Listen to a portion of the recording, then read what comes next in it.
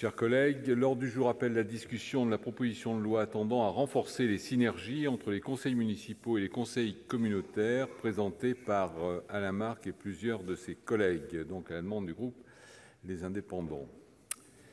Dans la discussion générale, la parole est à monsieur Alain Marc, auteur de la proposition de loi.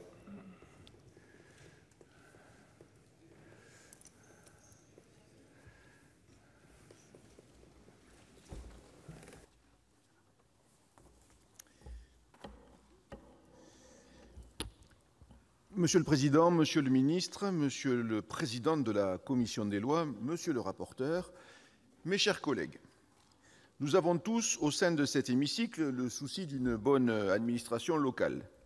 Si le nouveau mode de désignation des conseillers communautaires, dessiné par la réforme de 2013, est satisfaisant dans l'ensemble, certaines difficultés en termes de représentation demeurent toutefois. En effet, les conseils municipaux ont perdu la faculté de remplacer leurs délégués au sein des conseils communautaires en cours de mandat. Les conseillers communautaires sont élus pour la même durée que les conseillers municipaux et renouvelés intégralement à la même date que ceux-ci. Avant la réforme de 2013, un conseil municipal pouvait, à tout moment, remplacer les délégués qu'il avait désignés. La perte de cette faculté peut provoquer des dysfonctionnements en cas de dissension entre le conseil municipal et les représentants de la commune au conseil communautaire. Je pense par exemple aux difficultés suite à un changement de la majorité municipale, mais aussi lorsqu'un nouveau maire prend ses fonctions en cours de mandat, par exemple en cas de décès ou de démission, et suite à cela, et qu'il n'est pas représentant au conseil communautaire. Ces difficultés se posent aussi bien dans les communes de moins de 1000 habitants que dans les communes plus peuplées, puisqu'une modification en cours de mandature de l'ordre du tableau municipal n'a pas pour effet de mettre fin au mandat des conseillers communautaires en exercice. Il peut également arriver que le maire, même s'il le souhaite, ne siège pas au conseil communautaire. Dans les communes de 1000 habitants et plus, rien n'oblige le conseil municipal à élire le maire parmi les conseillers municipaux qui ont également été élus au conseil communautaire, ni même parmi ceux qui ont été candidats. Et nous avons des exemples. Dans les communes de moins de 1000 habitants, si le premier maire élu au début de la mandature devient nécessairement conseiller communautaire, sauf s'il démissionne de ce mandat ou s'il ne le souhaite pas, il n'en va pas de même de ses éventuels successeurs. Afin de renforcer l'indispensable coordination entre les communes et leurs groupements à fiscalité propre, il est ainsi apparu nécessaire d'apporter des ajustements au mode de désignation des conseillers communautaires issus de la loi du 17 mai 2013, qui a privé les conseils municipaux de la prérogative consistant à élire les représentants de leur commune auprès de l'EPCI à fiscalité propre auquel celle-ci appartient. La proposition de loi tendant à renforcer les synergies entre les conseils municipaux et les conseils communautaires, que je suis heureux de vous présenter, a précisément pour objectif de résoudre les difficultés issues de la réforme du mode de désignation des conseillers communautaires adoptée en 2013. Pour ce qui est des communes de 1000 habitants et plus, leur représentation au sein des conseils communautaires serait désormais assurée, d'une part, par le maire, sauf si, à la demande de celui-ci, le conseil municipal décidait de désigner un autre de ses membres, d'autre part, par des conseillers communautaires élus en même temps que les conseillers municipaux au suffrage universel direct, selon le système de fléchage aujourd'hui en vigueur. Plus précisément, les électeurs d'une commune seraient appelés à élire un nombre de conseillers communautaires correspondant au nombre total de ceux impartis à la commune, mais le maire, s'il n'avait pas été élu conseiller communautaire au suffrage universel direct, prendrait la place du dernier candidat de même sexe élu, conseiller communautaire, sur la même liste que lui ou, le cas échéant, du seul candidat élu sur cette liste. À la demande du maire, le conseil municipal pourrait cependant désigner un autre de ses membres pour siéger au conseil communautaire à la place du maire.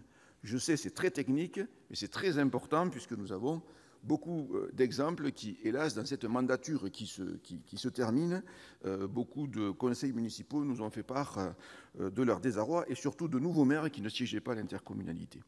En outre, le conseil municipal pourrait à tout moment procéder au remplacement d'un conseiller communautaire par un autre conseiller municipal du même sexe ayant figuré sur la même liste de candidats au conseil communautaire, sous réserve qu'au moins un conseiller municipal ayant figuré sur cette liste le demande. Cette condition a pour objet de prévenir d'éventuelles pressions de la majorité sur des conseillers communautaires. La demande devrait être faite par un colistier du conseiller à remplacer. Afin de faciliter le remplacement de conseillers communautaires en cours de mandature, il est également proposé d'augmenter le nombre de candidats sur les listes. Aujourd'hui, les listes pour le conseil communautaire doivent comporter un nombre de candidats égal au nombre de sièges à pourvoir, augmenté d'une unité si ce nombre est inférieur à 5 et de 2 dans le cas contraire. L'article 5 de la proposition de loi prévoit que le nombre de candidats supplémentaires puisse, facultativement, être porté à 2 ou 3 selon le cas. Dans les communes de moins de 1 000 habitants, les conseillers communautaires continueraient à être désignés dans l'ordre du tableau du conseil municipal, mais celui-ci pourrait, à tout moment, par délibération motivée, remplacer un conseiller communautaire par un autre de ses membres pour la durée de son mandat restant à courir. Enfin, l'article 6 procède à diverses coordinations dans le code électoral et le code général des collectivités territoriales. Je me félicite que le rapporteur, notre collègue Dany Wattebled, ait partagé les objectifs de cette proposition de loi, tout en affinant le dispositif avec l'aide de la commission et de mes chers collègues. La commission a ainsi approuvé le relèvement facultatif du nombre de candidats supplémentaires sur les listes de candidats au conseil communautaire dans les communes de 1 000 habitants et plus, prévu à l'article 5, en portant leur nombre maximal à 4 dans les communes élisant au moins 5 conseillers.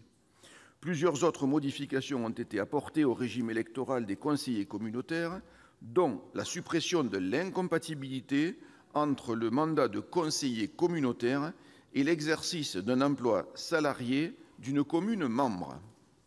Par ailleurs, dans le même objectif de renforcer les synergies entre conseils municipaux et communautaires, la Commission a prévu l'institution d'une conférence consultative des maires dans les communautés de communes et d'agglomération, ainsi que dans les communes urbaines, à titre obligatoire dès lors que 30% des maires des communes membres en feraient la demande. Elle a également entendu renforcer les attributions consultatives de la conférence métropolitaine des maires de la métropole de Lyon, chère à notre collègue Buffet. Monsieur le ministre, mes chers collègues, en tant que représentants des collectivités territoriales, nous avons tous ici constaté que lorsque les maires démissionnaient en cours de mandat ou, hélas, décédés, les nouveaux maires n'étaient pas forcément conseillers communautaires. Il est même arrivé que des maires démissionnant de leur fonction de maire mais restant conseillers communautaires, pour des raisons qui nous échappent, travaillent ensuite contre la commune dont ils sont les délégués. Or, ces choses-là ne devraient pas se voir. Donc, consolider la place des maires dans la gouvernance de l'intercommunalité apparaît primordial, puisque celle-ci a de plus en plus d'importance. Par ailleurs, je souscris pleinement aux modifications ponctuelles apportées en commission qui viennent compléter un texte qui se veut pragmatique. C'est pourquoi je vous propose, bien sûr, d'adopter cette proposition de loi.